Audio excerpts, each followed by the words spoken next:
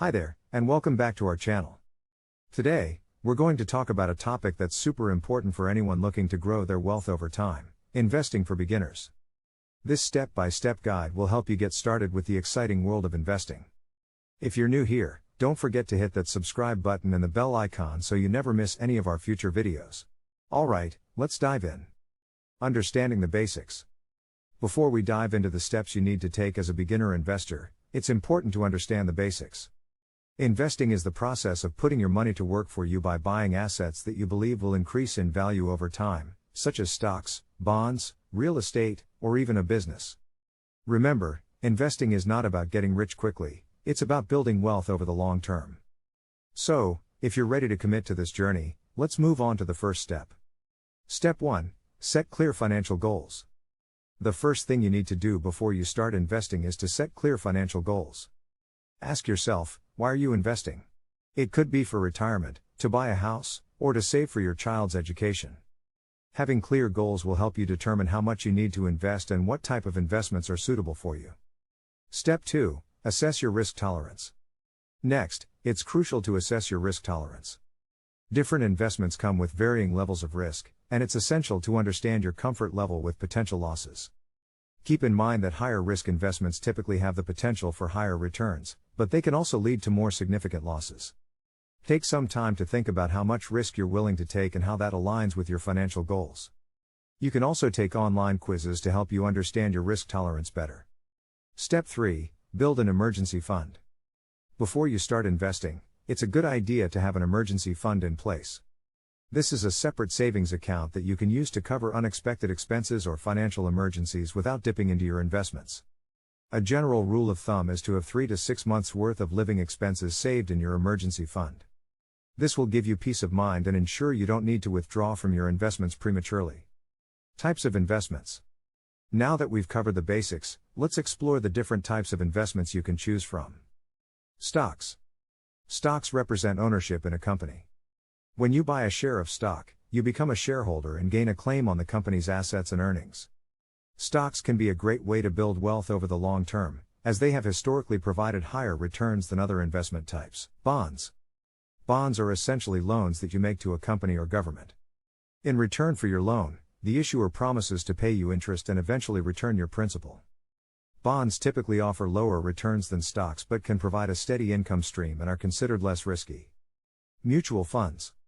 Mutual funds pool money from multiple investors to buy a diversified portfolio of stocks, bonds, or other assets. They are managed by professional portfolio managers who make investment decisions on behalf of the fund's shareholders. Mutual funds can offer instant diversification and professional management but often come with fees. Exchange-traded funds, ETFs. ETFs are similar to mutual funds but trade on stock exchanges like individual stocks. This means they can be bought and sold throughout the trading day, giving investors more flexibility. ETFs typically have lower fees than mutual funds and can offer a cost-effective way to build a diversified portfolio. Real estate. Real estate investing involves buying, owning, managing, renting, or selling property for profit. This can include residential, commercial, or industrial properties. Real estate can be a great long-term investment, providing both income and potential appreciation. However, it requires more hands-on management and may have higher entry costs compared to other investments. Choosing an investment platform. Once you have a basic understanding of the types of investments available, it's time to choose a platform to buy and manage your investments. Here are some options to consider. Online brokerages.